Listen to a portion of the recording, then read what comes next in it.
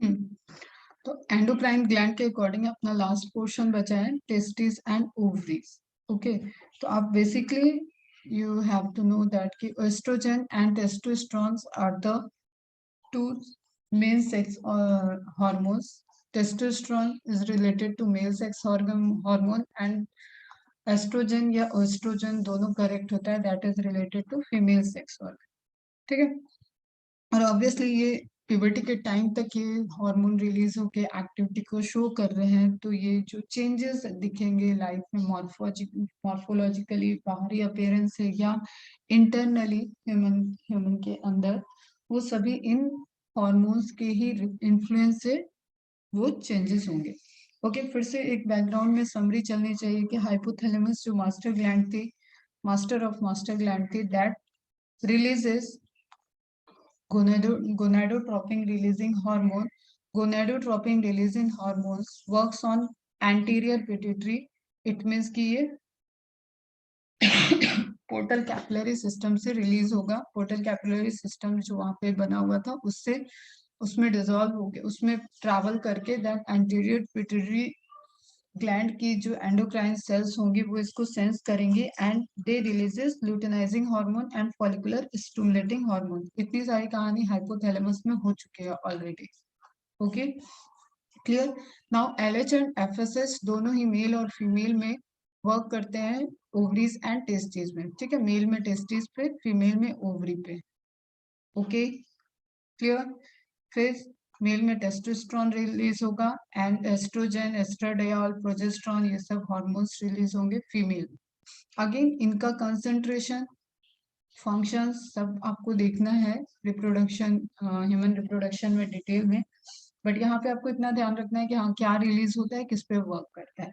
Now concentration, इधर क्या show कर रहा है ये arrow, this is showing the feedback inhibition. Okay, अगर इनका कंसंट्रेशन हाई है तो ये खुद ही फीडबैक इनहिबिट करेंगे दोनों पाथवे से। एक तो हाइपोथैलेमस को सप्रेस करेंगे for the synthesis of GnRH, clear, gonadotropin releasing hormone, and if they contact to pituitary then anterior pituitary को एलएच और एफएसएच को सिक्रीट करने से रोकेंगे। Now come to NCERT, first we see the testis. A pair of testes is present in the scrotal sac. Scrotal sac जो testicle bag होता है mails में, दैट इज, इसके एक डायरेक्ट क्वेश्चन है कि ये बॉडी में आउटसाइड द एब्डोमेन कैविटी है, जबकि फीमेल में ओवरी जो है वो एब्डोमेन में है अंदर। तो मेल्स के केस में just because of spermatogenesis the process of formation of sperm. Okay, spermatogenesis जो प्रोसेस है दैट इज ये -1 to 2 टेम्परेचर, ठीक है, -1 to 2, -2 अप टू, मतलब नॉर्मल जो बॉडी का इंटरनल टेम्परेचर है उससे लगभग इतने टेम्परेचर कम में इसका फॉर्मेशन होता है। तो स्पर्मेटोजेनेसिस मतलब सिंथेसिस ऑफ स्पर्म के लिए जो एब्डोमिनल का बॉडी टेम्परेचर है उससे -1 अप्रोक्सीमेटली टेम्परेचर रिक्वायरमेंट है for the synthesis of sperm. That's why जो इवोल्यूशन पॉइंट ऑफ व्यू से टेस्टिकल्स को outside the abdominal cavity, outside the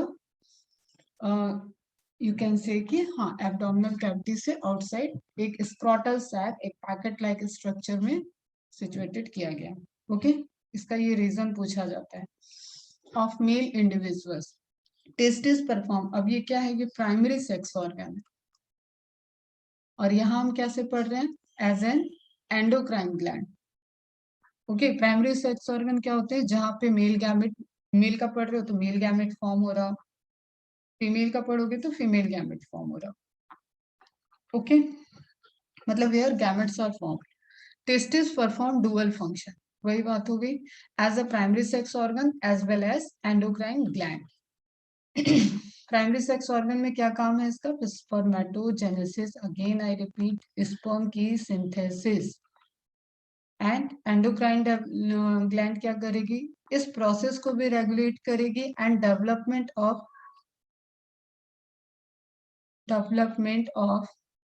secondary sex organ and male characteristics, जो ओवरऑल मेल कैरेक्टरिस्टिक्स होती है उसको रेगुलेट करने के लिए हार्मोन टेस्टोस्टेरोन का रिलीज टेस्टिस से होता है। Testis is composed of seminiferous tubule. अब देखो ये वाले टेस्टिस और ओवरी वाले पोर्शन तुम लोग को थोड़ा सा टफ जाएंगे, बिकॉज ये सभी है ह्यूमन रिप्रोडक्शन में, और ह्यूमन रिप्रोडक्शन बाद में है, और ये हार्मोन के पॉइंट ऑफ व्यू से आपको पहले दिया हुआ है, तो टेस्टिस का स्ट्रक्चर पढ़ना होगा उसके लिए।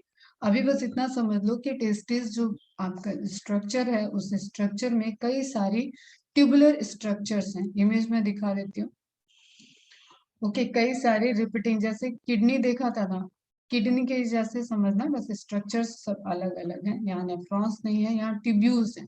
तो यहाँ पे आपको बहुत सारे ऐसे कन्वोलेटेड ट्यूब्यूल्स दिख रहे हैं जो कि सेमनीफेरस ट्यूब्यूल्स हैं। इन ट्यूब्यूल्स के अंदर बनना होता है स्पर्मेटोजेनेसिस के, और इनके ही बाहर जो आपको स्पेस दिख रहा है, वो स्पेस क्या हो जाएगा आपका इंटरस्टिशियल स्पेस। यहाँ पे होती है सर्टोली सेल, यहाँ पे होती है लीडिंग सेल्स, तो उनसे क्या होता है, प्रोडक्शन होता है हॉर्मोन्स का। ओके, तो सेमनीफेरस ट्यूब्यूल्स में स्पर्म का फॉर्मेशन, और आप एक स्ट्रोमा की तरह देख रहे हो, एक उसका एक उसका ग्राउंड है, ग्राउंड सब्सटेंस, उसमें कुछ और सेल्स होंगी जो सेमनीफेरस ट्यूब्यूल्स वाले कंपार्टमेंट के बाहर है। Clear? That cell are responsible for the hormone secretion. तो testis is composed of seminiferous tubule and stromal और इंटरस्टिशियल टिश्यू, तो यही ब्रैकेट में लिख लेना। This is again related to spermatogenesis and this is related to endocrine. Is it clear? Clear है बच्चा?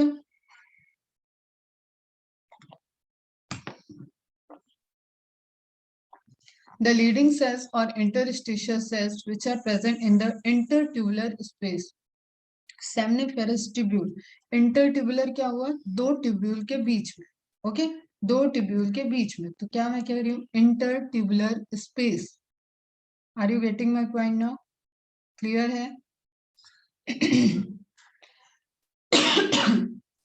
Clear है? ओके, तो intertubular space produce a group of hormones called androgen. Androgen is a group of hormone, ठीक है। Androgen ही आप बोलते हो female के केस में, एंड्रोजन ही बोलते हो आप मेल के केस में। बस यहाँ पे एंड्रोजन का कौन सा इंपॉर्टेंट है, यहाँ टेस्टोस्टेरोन है, वहां पे एस्ट्रोजन है, फीमेल में एस्ट्रोजन। टेस्टोस्टेरोन को हाईलाइट करो। This is the example of androgen hormone in male. Okay, अब वहां पे आप जब रिप्रोडक्शन में पढ़ोगे तो ये पूरे आपको system, ductus system and synthesis, सारा लेयर सब कुछ वहां पे पढ़ना है। अभी एंडोक्राइन के पॉइंट ऑफ व्यू से जस्ट हमें ये देखना है, ये फोकस करना है कि ये हो गया सर, ये हो गया आपका सेमिफेरस ट्यूब्यूल वाला पोर्शन जहाँ स्पर्म सिंथेसिस हो रही है। देन उसके बाद यहाँ पे जो इंटरस्टिशियल, ये ब्लू वाला नहीं, इंटरस्टिशियल स्पेस दिख रहा है, वहां पे वो सेल्स होंगी जो कि हार्मोन को प्रोड्यूस कर रहे हैं, एंड ब्लड की सप्लाई होगी ऑब्वियस, तो हार्मोन डायरेक्ट ट्रेवल कर जाएंगे ब्लड में। ओके, इसका स्क्रीनशॉट ले लो, दिस इज इंपॉर्टेंट, स्क्रीनशॉट ले लो। हाइपोथैलेमस से गोनाडोट्रोपिन रिलीजिंग हार्मोन रिलीज हुआ, एंटीरियर पिट्यूटरी पे वर्क किया, एफएसएच एंड एलएच रिलीज हुए एंटीरियर पिट्यूटरी पे, targeted Leydig cell and Sertoli cell, Sertoli cell पे टारगेट किया, तो सर्टोली सेल क्या किया, उन्होंने स्पर्मेटोजेनेसिस किया, मतलब ये सेमनीफेरस ट्यूब्यूल के अंदर है। इंटरस्टिशियल टारगेट किया लीडिंग सेल पे, लीडिंग सेल पे टारगेट किया तो उन्होंने हार्मोन को सिक्रीट किया। सर्टोली सेल भी एक हार्मोन सिक्रीट करती है, that is inhibin. Inhibin name he indicate कर रहा है, इनहिबिटेड, इनहिबिट। क्लियर? तो इनहिबिन हार्मोन फीडबैक करता है, निगेटिव फीडबैक। टेस्टोस्टेरोन खुद भी निगेटिव फीडबैक करता है, दोनों लेवल। ओके, अब इन हार्मोन को, क्योंकि एलएच कहाँ पे एक्ट कर रहा है, इंटरस्टिशियल सेल पे एक्ट कर रहा है, तो इसको हम एक टर्म और देते हैं, interstitial cell stimulating hormone, ICSH, ICSH। Okay, clear है? क्लियर बच्चा?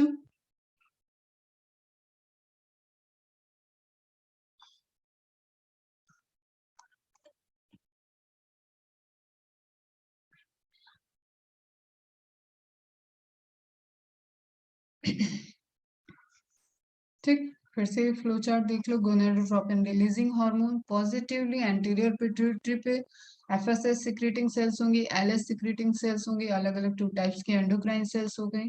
एफएसएच रिलीज हुआ, एलएच रिलीज हुआ, ब्लड में आया, टारगेटेड साइट इनका यहाँ पे मेल पढ़ रहे हैं तो टारगेटेड साइट क्या हो गया, टेस्टिस, और फीमेल होती तो टारगेटेड साइट क्या हो जाएगा, ओवरी।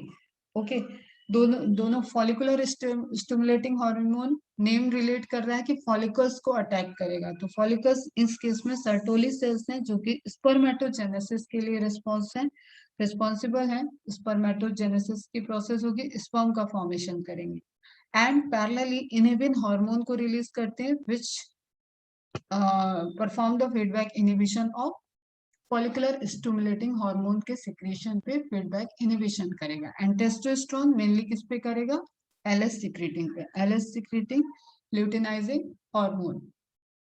ओके, लीडिंग सेल पे एक्ट करता है। लीडिंग सेल कहाँ है, इंटरस्टिशियल स्पेस पे है, सेमिनिफ इंटरस्टिशियल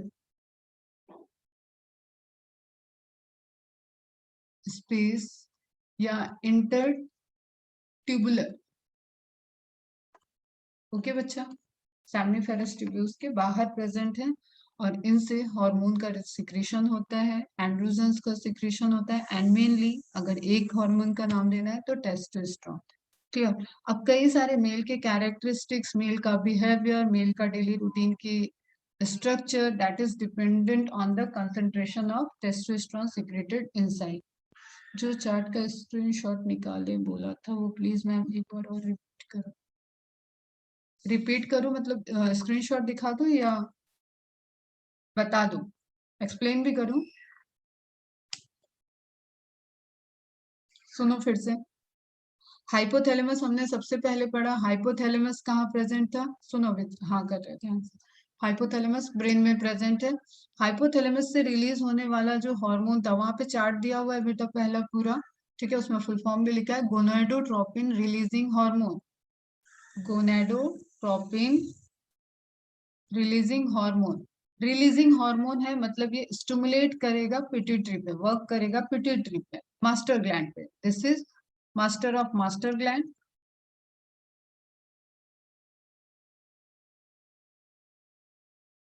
ओके, ये है मास्टर ग्लैंड।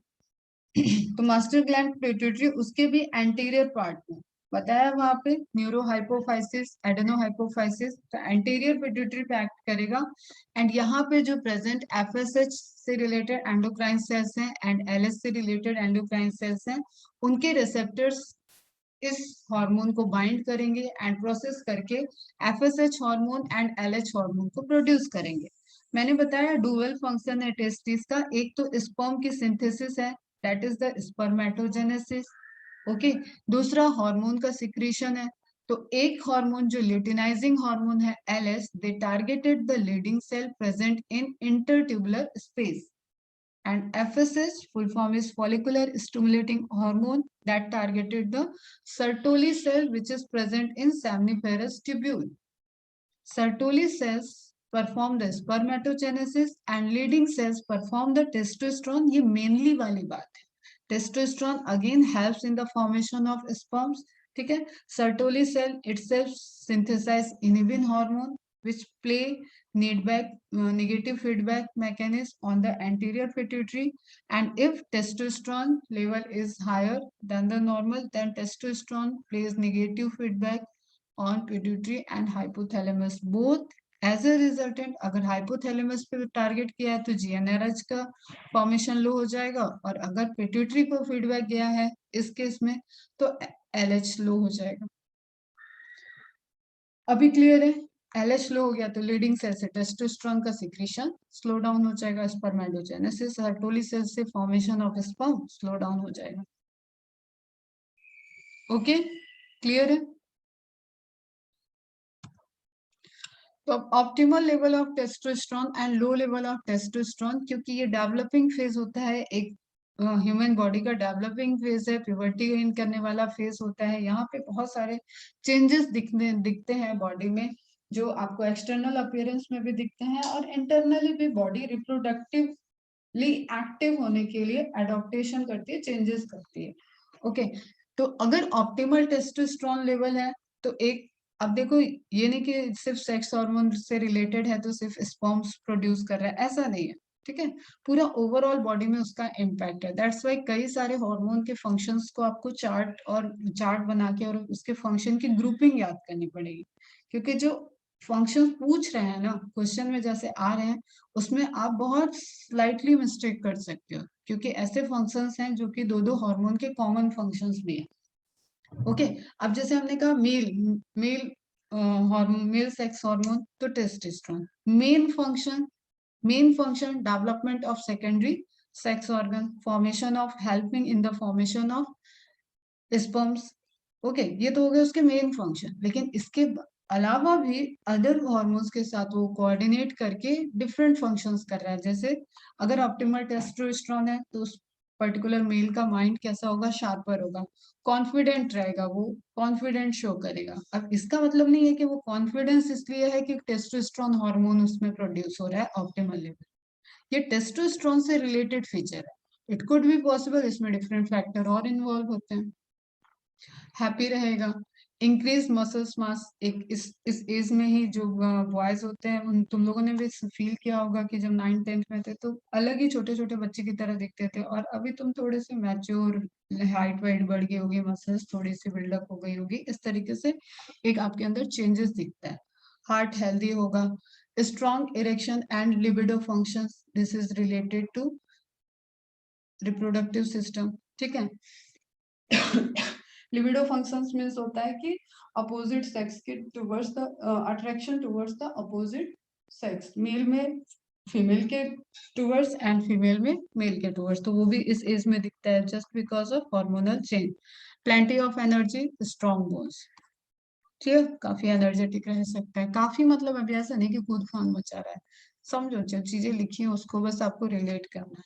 अगर टेस्टोस्टेरोन लेवल डाउन है, हो सकता है कि आपको इम्प्रेशन दिख रहा है कुछ और, जैसे सब सीधे इसमें डायरेक्ट नजर गई होगी तुम लोगों की कि ये ओबेस्ड है, ओके, थोड़ा हेल्दी है, मोटा सा है, तो मोटे होने के पीछे इसके डाइट का या इसके अदर रूटीन का रोल हो, यही जरूरी नहीं है, ठीक है, हेरिडिटरी हो यही जरूरी नहीं है। There may be might be chances कि टेस्टोस्टेरोन का लेवल नॉर्मल नहीं है, टेस्टोस्टेरोन के लेवल नॉर्मल न होने पे भी इस डेवलपमेंट के ड्यूरेशन में जो मेल्स होते हैं वो मतलब हेल्दी शो करते हैं, लाइक फैटी फैटी शो करते हैं, तो इंक्रीज फैट टिश्यू हो जाता है। लो एनर्जी, ठीक है, अब कोई मोटा होता है तो जनरली वो लो एनर्जी शो करता है। डिप्रेस रहने वाला, increase risk of ED and low libido, इसी का अपोजिट है। Clear, increase risk of osteoporosis, brain से मिनरलाइजेशन की प्रोसेस के चांसेस ज्यादा होते हैं, मतलब ओस्टियोपोरोसिस हो रहा है तो ब्रेन की जो बोन की मैट्रिक्स की डेंसिटी है वो कम हो जाएगी, तो ऐसे बोन्स को फ्रेजाइल होने में, फ्रेजाइल होती जाती है धीरे धीरे। क्लियर, ब्रेन की डिजीज भी होने के चांसेस हैं। अब इट इज नॉट एक सिंगल फैक्टर कि इसके लिए टेस्टोस्टेरोन रिस्पॉन्सिबल है, this is one of the factor. Is it clear?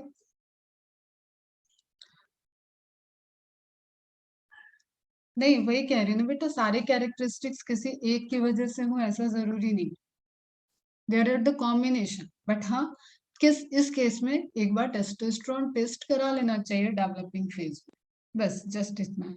Testosterone आपको बायोमोलिक्यूल 12th वाला जो पढ़ना है उसके अकॉर्डिंग भी पढ़ना है, थोड़ा बहुत नाम आएगा, दैट्स वाई केमिकल फॉर्मूला आपको नोट डाउन करके रखना है, ठीक। बायोलॉजिकल पॉइंट ऑफ व्यू से नहीं भी पूछेगा तो केमिस्ट्री के पेपर में आ सकता है, टेस्टोस्टेरोन का फॉर्मूला आया हुआ है पहले भी, C19H28O2, 4 रिंग स्ट्रक्चर होता है। अब टेस्टोस्टेरोन का फॉर्मेशन कब हो रहा है, ऑब्वियसली ये डेवलपिंग फेज में हो रहा है, तो अप टू 25 एज सबसे हाईएस्ट पीक का लेवल मेन के अंदर टेस्टोस्टेरोन का होता है, एंड उसके बाद एवरी ईयर जितना भी 25 एज में उसमें टेस्टोस्टेरोन है उसका 1.25%, 1.2%, 25% हर साल वहां पे डिक्रीज एक शो करता रहेगा, ठीक है, धीरे धीरे धीरे धीरे। अब इसी टेस्टोस्टेरोन का रिलेशनशिप इससे भी होता है, एग्रेसिवनेस से, शॉर्ट टेम्पर्ड से, इन सब में भी रिलेटेड होता है। ओके। तो इसीलिए ओल्ड एज के लोग एक कहते हैं कि थोड़े से काम हो जाते हैं, एक तो दूसरा भी है कि ओल्ड एज के लोगों को ये भी कहा जाता है कि अलग ही सठिया आ जाते हैं, 60 से सठिया आता है। हम लोग के साइड में कहावत यूज करते हैं कि ये तो सठिया आ गए, कोई बात सुनते नहीं है, बस तुरंत डांट देते हैं। तो देयर आर, मैंने बोला ना, कॉम्बिनेशन ऑफ फिनोमेना है कि उस पर्टिकुलर पर्सन का आउटपुट कैसे दिख रहा है, वो कैसे बिहेवियरल शो कर रहा है। बट हाँ, टेस्टोस्टेरोन का लेवल जैसे कम होगा तो वो एक कामनेस आ जाती है, जैसे बोलते हैं ना कि बड़े बुजुर्गों से सोच समझ के पूछना चाहिए। दैट इज बिकॉज कि उनकी एग्रेसिवनेस कम हो चुकी है, वो सोच समझ के अब क्विक डिसीजन नहीं लेंगे, वो सोच समझ के बताएं। चलो एनसीईआरटी मार्क करो। Androgen regulates the development, maturation and function of male accessory sex organ. accessory sex organ मतलब secondary. ओके बच्चा, सेकेंडरी। स्पर्म बनाने के अलावा जो भी काम हुआ वो क्या है, secondary response, secondary characteristics of reproductive system. Okay, तो accessory sex organ like epididymis. अब ये आप यहाँ पे सिर्फ नाम ही नोट कर लो, इन सबको पढ़ना है आपको है जब हम टेस्टिस का स्ट्रक्चर पढ़ाएंगे। मेल से मतलब सॉरी, पूरा मेल रिप्रोडक्टिव स्ट्रक्चर पढ़ेंगे। तो epididymis, vasa deferens, seminal vesicle, prostate gland, urethra, urethra से वाकिफ हो तुम लोग, वही चीज है। This hormones stimulate muscular growth. अब एनसीईआरटी मार्क करो। Growth of facial and axillary hair, hair आने लगती है, बियर्ड आने लगती है, मोस्टैक आ जाते हैं, ये सारी चेंजेस फेशियल हेयर में दिखते हैं। ठीक है, प्यूबिक हेयर आ जाते हैं, एक्सिलरी हेयर्स आ जाते हैं। एग्रेसिवनेस, ये कैरेक्टरिस्टिक एनसीईआरटी में दिया हुआ है, एकदम बढ़िया से नोट डाउन करो। लो पिच ऑफ वॉइस, आवाज भारी होना लो पिच होता है। फीमेल की वॉइस पतली होती है, उसको हाई पिच बोला जाता है। तो low pitch of voice reported in males. Androgen plays a major stimulatory role in the process of spermatogenesis. Androgen मतलब यहाँ पे देख लो टेस्टोस्टेरोन ही है, ये मत सोचना कि अभी तो टेस्टोस्टेरोन बता रही थी अब एंड्रोजन बोलने लगी। मेल एंड्रोजन को टेस्टोस्टेरोन कहते हैं, मेनली सबसे main hormone testosterone. Formation of spermatozoa, जैसे उस दिन बताया था ना बेटा, ऑक्सीटोसिन लव हार्मोन है, ऑक्सीटोसिन लव हार्मोन है। ठीक है, testosterone, testosterone male sex organ है, हार्मोन है, मेल सेक्स हार्मोन है। तो एक किसी हार्मोन के एक प्राइमरी फंक्शंस को के नेम पे उसको डिजिग्नेशन मिलता है ना, जैसे उस तरीके से।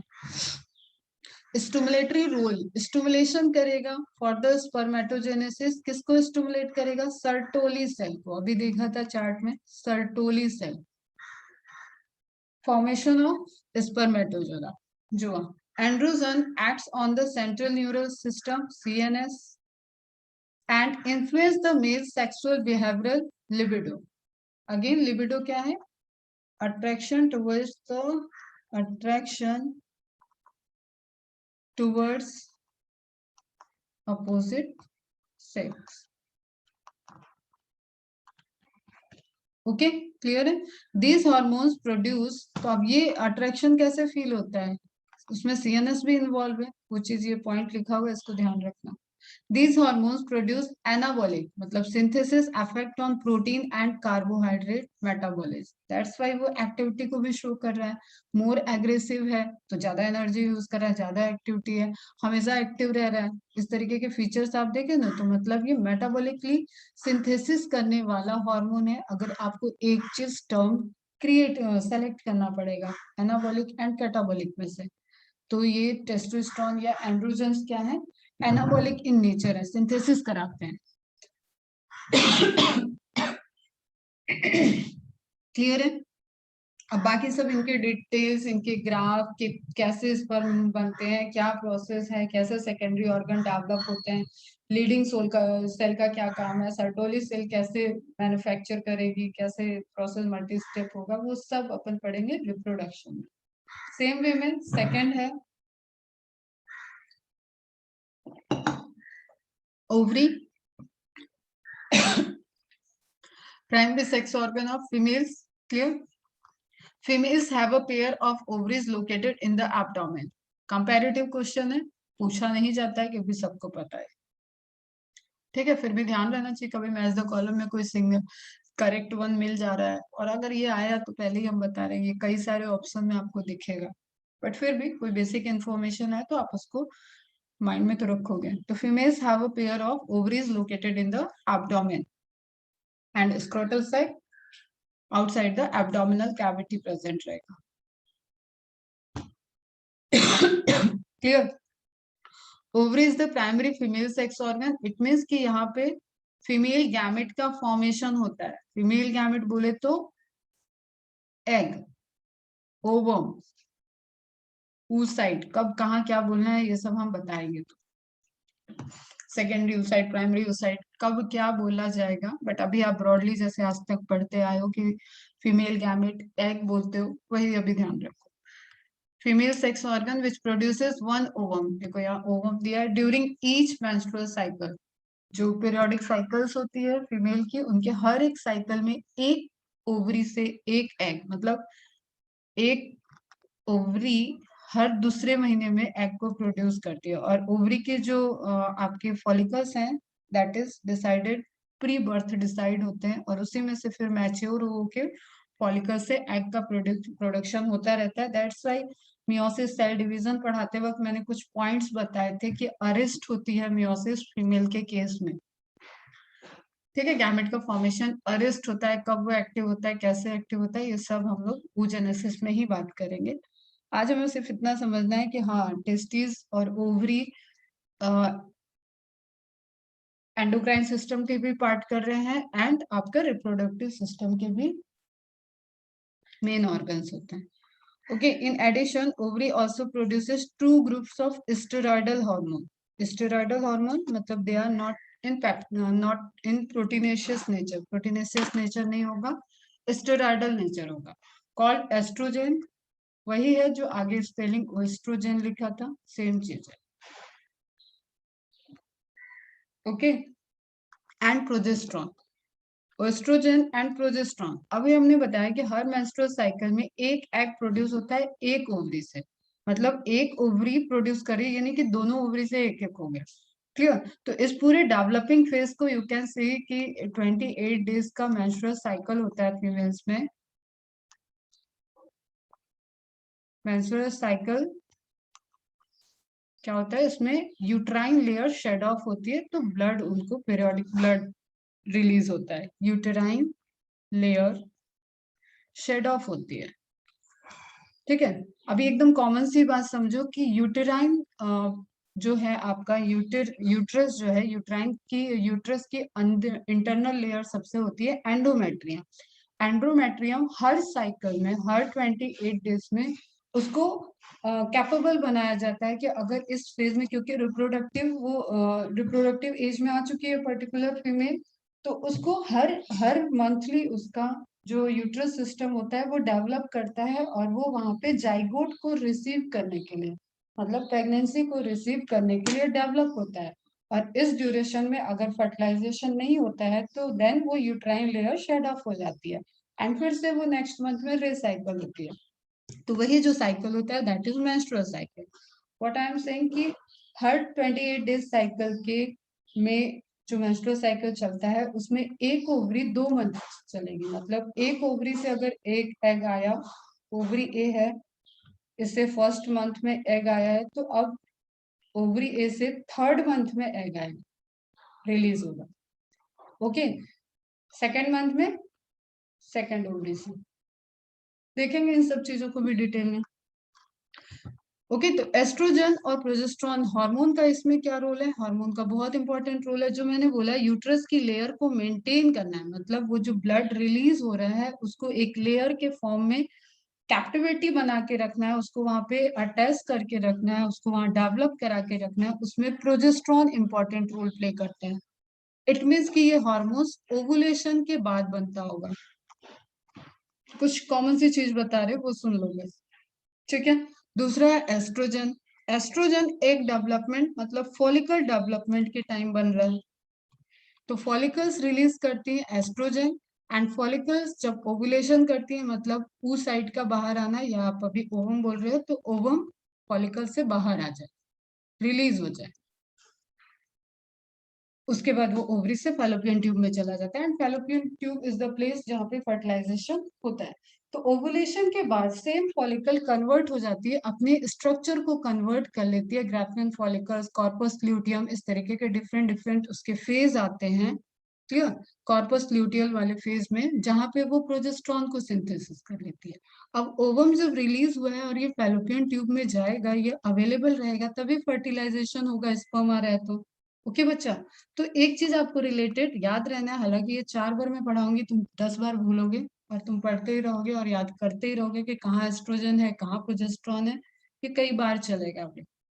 बट आज यहाँ से स्टार्ट हो गया, तो आप इसको सुनो, अच्छे से समझने की कोशिश करो। इस 28 डेज के साइकिल में 14 डेज पे 14th days of menstrual cycle is the date of ovulation, एक जनरल डेट। क्लियर? वेरी कर सकता है। ओवुलेशन होने के बाद जो फेज चलता है उसमें प्रोजेस्ट्रॉन रिलीज होता है, ताकि इस ड्यूरेशन में फर्टिलाइजेशन होने के बाद जाइगोट को रिसीव करने के लिए यूट्रस की लेयर डेवलप हो जाए। ओके, इसका मतलब 1 to 14 डेज या ओवुलेशन के पहले क्या रिलीज हो रहा होगा? रिलीज दोनों होता है, लेकिन मेनली कौन रिलीज हो रहा था? एस्ट्रोजन। एस्ट्रोजन क्या रोल प्ले कर रहा था? Estrogen developing of secondary sex organ, और बहुत मल्टीपल फंक्शंस हैं, अभी उसमें बहुत ज्यादा बात नहीं करेंगे। ओके, समझ में आया? मैमरी ग्लैंड तक, मतलब ब्रेस्ट के डेवलपमेंट में भी इनका रोल है। सभी चीजें पैरेलली, फीमेल में हार्मोनल सिस्टम कॉम्प्लिकेटेड है, तो बहुत अटेंटिव वे में आपको चार्ट बना बना के ये चीजें पढ़नी पड़ेंगी। Ovary is composed of ovarian follicles and stromal tissue. अब अगेन ओवेरियन फॉलिकल्स हैं, और वहां पे जो स्ट्रोमल टिश्यू है, यहाँ पे इंटरस्टिशियल स्पेस में नहीं हो रहा है, यही फॉलिकल इसके अंदर एग बन रहा है, और ये इसी एग फॉलिकल्स की जो लेयर्स हैं वो अपने आप को चेंज कर रही हैं, एंड वो हार्मोनल एक्टिविटी करने लगती है। क्लियर? और डिफरेंट टाइम में उनका स्ट्रक्चर डिफरेंट होता है, और वो डिफरेंट टाइप से बिहेव करती है। चलो इमेज दिखा देते हैं एक फटाफट। जैसे जस्ट सपोज ये सब है फॉलिकल्स, अब कौन सी फॉलिकल कब बनेगी, क्या स्ट्रक्चर है, ये सब आपको बाद में पढ़ना है। तो ये फॉलिकल डेवलपमेंट के स्टेज दिख रहे हैं आपको। कॉर्टिकल रीजन में चलते हैं, डेवलप हुआ, ये आ गया 14 डेज मंथली साइकिल का। 14 डेज में ओवुलेशन हो गया, मतलब ओवम रिलीज हो गया। ओके, ओवुलेशन के बाद ही आप देखो, पहले ही देखो इसकी लेयर में चेंजेस हो रहा था, अब यहाँ पे जो लेयर एक बढ़िया वाला चेंज आपको दिख रहा है, दैट इज कार्पस ल्यूटियम। और यहाँ से स्टार्ट होता है प्रोजेस्ट्रॉन का सिक्रेशन, प्रोजेस्ट्रॉन सिक्रीट होगा ओवरी में, वर्क करेगा यूट्रस की लेयर पे। ओके, ये एग गया फैलोपियन ट्यूब में। और अगर इस ड्यूरेशन में, अब जो बता रहे हो ध्यान से सुनो, अगर इस ड्यूरेशन में फर्टिलाइजेशन होता है पर्टिकुलर फीमेल का, मेल से फर्टिलाइजेशन होता है, मेल गैमेट और फीमेल गैमेट का फ्यूजन होता है, तो ये corpus luteum as such as बना रहेगा अगले 9 मंथ तक, और प्रोजेस्ट्रॉन के सिक्रीशन को मेंटेन रखा जाता है। क्योंकि प्रोजेस्ट्रॉन बन तो ब्लड की लेयर जो यूट्रस में बन रही थी वो शेड ऑफ हो गई, और उसी उसी लेयर पे तो वो जो फीटस है वो ग्रो कर रहा है, तो इसको मेंटेन रखना होता है, तो वहां पे ओवरी रिस्ट्रिक्टेड हो जाती है। ओके बच्चा, क्लियर है इतनी बात? अभी जितना समझ में आ रहा है उतना काफी है, बाकी पढ़ते रहेंगे। ठीक है, तो अब ये फीमेल रिप्रोडक्टिव पार्ट दिख रहा है, ये होती है एंडोमेट्रियम लेयर, जिसको मार्क कर रहे हैं देखो, ये है एंडोमेट्रियम। क्लियर? मस्कुलर वगैरह क्या क्या होती है वो बाद में बात करेंगे। ये है जो जिसकी थिकनेस बढ़ती रहेगी अगले 14 डेज तक, थोड़ा थोड़ा थोड़ा थोड़ा, 14 डेज तक नहीं बढ़ती है, मतलब एक टाइम तक बढ़ेगी, लगभग 8 to 10 डेज। एंड उसके बाद ये एज इट इज, क्योंकि उसी ड्यूरेशन में फर्टिलाइजेशन होने के मोस्ट चांसेस पे रहते हैं, उस मतलब फर्टिलाइजेशन तो हो सकता है, लेकिन यहाँ पे जाइगोट को रिसीव करने के चांसेस, जाइगोट भी नहीं बोलेंगे उसको, एम्ब्रियो बोलेंगे, क्योंकि डिवीजन इसी केस में यहाँ पे स्टार्ट हो जाता है। ठीक है, ब्लास्टूला, ग्रेस्टूला। तो उस केस में आके जब यहाँ पे एडॉप्ट होगा, या जब यहाँ पे उसको रिसीव करेगा यूट्रस की, हाँ ये हमारा डिवाइडिंग एम्ब्रियो है, डेवलपिंग एम्ब्रियो है, अब इसको प्रॉपर प्लेस पे एक कहते हैं कि कंसीव कर लेना। यहाँ पे जब फीमेल कंसीव कर लेती है तो यहाँ पे हार्मोन कुछ और सीक्रेट करने लगते हैं, एंड उन हार्मोन की प्रेजेंस से प्रेगनेंसी प्रेगनेंसी कंफर्मेशन का टेस्ट होता है। ओके बच्चा, तो अगर ये फर्टिलाइजेशन नहीं होता है तो ये लेयर शेड ऑफ कर जाएगी। शेड ऑफ किया तो that is menstrual cycle. Okay, तो अभी हम क्या बात कर रहे हैं, हम यहाँ पे बात कर रहे थे ओवरी का। इस ओवरी में कुछ फॉलिकल्स हैं, फॉलिकल्स, और ये बहुत इंपॉर्टेंट है according to your subjective and NEET both. ये क्वेश्चंस बहुत परेशान करते हैं, हर साल आते हैं। क्लियर, यहाँ पे फॉलिकल्स अपने रूप को चेंज कर रहे हैं, अलग अलग फॉर्म में आ रहे हैं, अलग अलग फॉर्म में अलग अलग लेयर बदलती रहती है और अलग अलग हार्मोन्स सिक्रीट होते रहते हैं, और उन हार्मोन का function parallelly ovary, uterus and memory gland में होता है। मेमोरी ग्लैंड मतलब याददाश्त वाली नहीं, मैमल्स वाली मेमोरी ग्लैंड ब्रेस्ट में। Is it clear? ठीक है, चलो अभी आगे देखते हैं क्या दिया हुआ है। तो एक स्क्रीनशॉट कुछ आप ले लो और एक आपको जनरल ओवरव्यू समझ में आएगा। अब यही हो जाते हैं, जब तक फॉलिकल है ये वाला फेज हो गया, फॉलिकुलर फेज होता है, ये वाला फेज होता है ल्यूटियल फेज, ल्यूटियम फॉलिकुलर। एक टाइम में एफएसएच हाई होगा, एक टाइम में एलएच हाई होगा। अब जो आपके काम की चीज है दैट इज डिस्चार्ज। इस टेबल को स्क्रीनशॉट ले लो। अभी हमने एक जनरल कितने हार्मोन का नेम लिया, 4। ठीक है, प्रोजेस्ट्रॉन, एस्ट्रोजन, एस्ट्रोजन बोले या एस्ट्रोजन बोले एक ही बात। Clear, and FSH LH, FSH LH दोनों कहां से सीक्रेट हुए, एंटीरियर पिट्यूटरी पे। कहां पे वर्क किए, ओवरी पे। ओवरी में क्या है, फॉलिकल्स, फॉलिकल्स क्या सीक्रेट कर रहे हैं, बिफोर ओवुलेशन। दोनों चीज दोनों टाइम में सीक्रेट हो रही है, लेकिन ये बहुत लो कंसेंट्रेशन में फर्स्ट 14 डेज सीक्रेट होगा, एंड एस्ट्रोजन हाई कंसेंट्रेशन में रहेगा। आफ्टर ओवुलेशन प्रोजेस्ट्रॉन सीक्रेट होगा हाई, एंड एस्ट्रोजन लो हो जाएगा। इसका पूरा ग्राफ आपको पढ़ना है। क्लियर, एफएसएच का function follicular growth in ovaries, ये ग्रोथ कर रही है तभी ये सीक्रेट करा रहा है। तो दोनों देखो सब रिलेटेड यहाँ पे फंक्शन चलता है। Stimulates estrogen secretion, estrogen secretion, this is secretion from developing follicles. Okay, luteinising hormone, ये एक बार में काफी तेजी से इसका कंसंट्रेशन बढ़ता है और उसको बोलते हैं LH surge, and LH surge is responsible for the ovulation. जो ऊ साइड ओवम का फॉलिकल से बाहर रप्चर करके आना है, that is due to the LH surge. ये भी डायरेक्ट क्वेश्चन है। Surge cause ovulation, result in the formation of corpus luteum. Corpus luteum के बनते progesterone high, estrogen low. Okay, estrogen क्या कर रहा है, थिकनेस यूट्राइन लाइनिंग। अभी मैंने बताया था प्रोजेस्ट्रॉन करता है, तो ध्यान रखो दोनों ही ये काम कर रहे हैं। मेनली कौन करता है, ये करता है। Inhibits FSH and LH for most of the cycle. अभी देखो कंपैरेटिव आपको नहीं याद रखना है, वो सब हम रिप्रोडक्टिव में कराएंगे, वहां पे कंप्लीट होगा। अभी आप बस फंक्शन और चार्ट को एक फ्लो में देखो, फिर उसके बाद वहां से आप वापस एक बार पढ़ लेना एंडोक्राइन, ओवरी और टेस्टिस का। Stimulate FSH and LH release pre ovulation. क्या कर रहा है, एस्ट्रोजन एफएसएच और एलएच के लेवल को मेंटेन करेगा, किसके थ्रू, पिट्यूटरी के through. Clear, progesterone thickens uterine lining and inhibit FSH and LH level. FSH अगर लेवल इनहिबिट नहीं करेगा तो फिर से फॉलिकल्स तो ऑलरेडी प्रेजेंट ही है ओवरी में, वो बाय बर्थ मिली होती है। क्लियर, और प्यूबर्टी तक वो अरेस्ट होती है, उसके बाद उनका डिवीजन एक लेवल हाई जाता है, फिर जाके अरेस्ट होते हैं। फिर जब स्पर्म एंट्री करता है और स्पर्म फ्यूज करता है, तब जाके फीमेल गैमेट का मियोसिस का दोनों फेज कंप्लीट होता है। तो व्हाट आई मीन टू से कि अगर एफएसएच रिलीज ही होता रहेगा तो ये कॉर्पस ल्यूटियम वाला फेज जो जनरेट हो गया है, ये वहां पे एज इट इज रहेगा और दूसरी फॉलिकल्स डेवलप हो जाए, तो उस वो सारी प्रोसेस ना हो, इसलिए इनिबिटरी रिस्पॉन्स करेगा। क्योंकि उसका मेन काम क्या हो गया, अभी एंडोमेट्रियम को डेवलप करना, कि in case fertilization takes place तो uterus is adaptable for the receiving the developing embryo. Is it clear, समझ में आया? और एलएच को भी लेवल लो करेगा, नहीं तो फिर से एलएच सर्ज होगा। तो hypothalamus again GnRH, then FSH LH, ovary पे एक्ट किया तो एस्ट्रोजन एंड प्रोजेस्ट्रॉन, यूट्रस पे एक्ट कर रहे हैं, दोनों ही हार्मोन यूट्रस पे वर्क करते हैं, ब्रेस्ट पे वर्क करते हैं, एंड इट सब ओवरी के डेवलपमेंट में भी रोल प्ले करते हैं। क्लियर? नेगेटिव फीडबैक करेंगे, अमाउंट ज्यादा होगा तो नेगेटिव फीडबैक करेंगे, पॉजिटिव फीडबैक भी करेंगे, कोई फर्टिलाइजेशन नहीं हुआ तो पॉजिटिवली फीडबैक करेंगे, एंड फिर से ये जो कॉर्पस ल्यूटियल वगैरह सब बनी थी ये डीजनरेट होती हो जाती है, एल्बिकेंस बोलते हैं उसको, डीजनरेट हो जाएगी, एंड दूसरी फॉलिकल पैरेलली अब डेवलप होना स्टार्ट हो जाएगी। Okay,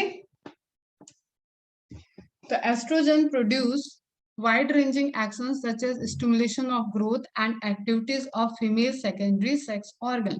female secondary sex organ में बेटा आपके फीमेल्स में ऊपर मतलब फीमेल सेकेंडरी सेक्स ऑर्गन तो फिर भी लिमिटेड है, आपने नीचे के एरिया में सारे डक्टस सिस्टम आप देखते हो। फीमेल के केस में आपको ब्रेस्ट को भी इंक्लूड करना पड़ता है, मेमोरी ग्लैंड के डेवलपमेंट को भी इंक्लूड करना पड़ता है।